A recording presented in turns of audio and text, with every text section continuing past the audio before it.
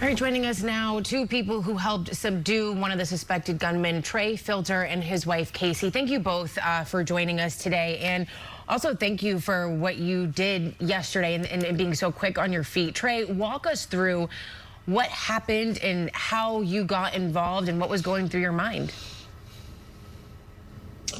Well, we were enjoying a good day with everybody in Kansas City and making new friends and enjoying the show. And once that was over, we everybody started to make their way towards to get out of there. And we heard the gunshots. However, at that time, we thought it was like somebody being a jokester with maybe some fireworks.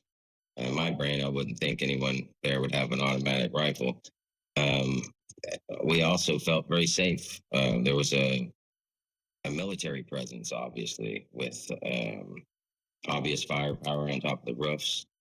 So everybody was having a good time heading home, and there was a giant commotion in the crowd, and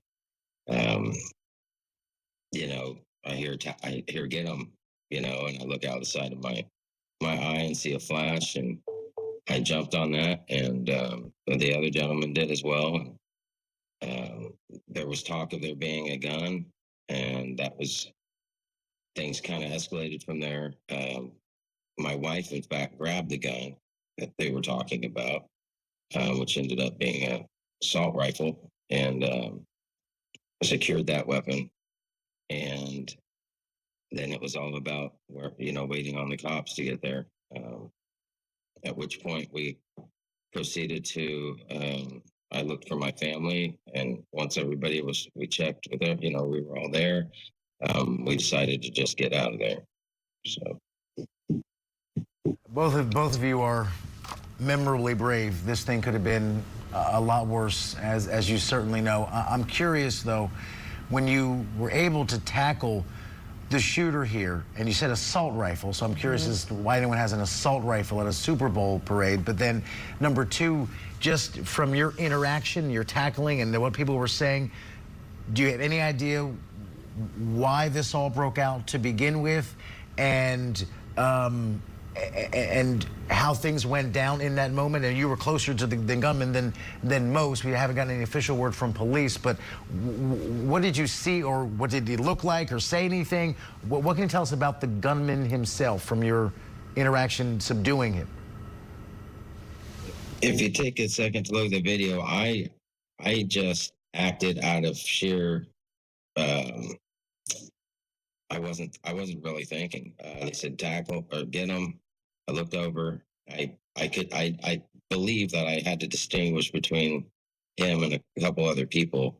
He was a mid-20s African American male. He wasn't wearing any red or blue. That's been a question in these interviews. So we don't have I don't know. I do know that he carelessly let go of that many rounds in a crowd of people, and so we're not sure if it was gang related or mass shooting, but a lot of people were shot. So pretty horrible event for Kansas City, and we're just really grateful to be safe, and that the other gentleman and his daughter are safe, and just our thoughts and prayers go to the families. And just we've barely slept. We got home and barely had time to let the dogs out before the interview started. It's just been crazy around here. So Casey, Trey mentioned that you retrieved the gun and noticed that it was an assault rifle. What was going through your mind when you see that type of weapon that anybody could have just amongst you? I mean, that to me is probably the most jarring part, is that you just don't know who has what weapon, and for it to be that type of weapon in itself. What was going through your mind, and was there any part of you that wanted to just run in the opposite direction? I mean, you guys ran to where this was. Well, you never think anyone's going to bring an assault rifle to an event like that. So when I initially saw the gun on the ground, I didn't think it was real. But then once I picked it up, I realized it was a real gun. And so I moved it. And honestly, it was just a reaction. I didn't feel like I needed to run away. I saw my husband subduing the guy, and then my kid, I was worried about where my kids were, and it was just a very chaotic moment. So no, I didn't want to just run away immediately because my family was right there. So This question is for either one of you. Do you get the sense that this was some kind of argument in the crowd that escalated, or that these people came here to inflict violence? We have no idea. no, we have no idea. I mean, I would assume someone bringing an assault rifle to a rally has nothing but bad intentions. So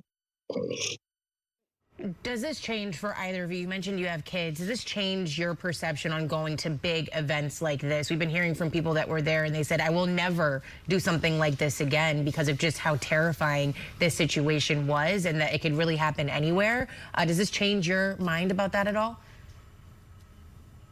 Not at all. No, ma'am. No, we would recommend those people, to each their own, but I think it's best people proceed, normally with their lives. And, hopefully there'll be a three-peat of this Super Bowl deal, and we'll be up there again this time next year. we just, everyone needs to be aware of their surroundings and what's going on at all times is what's most important.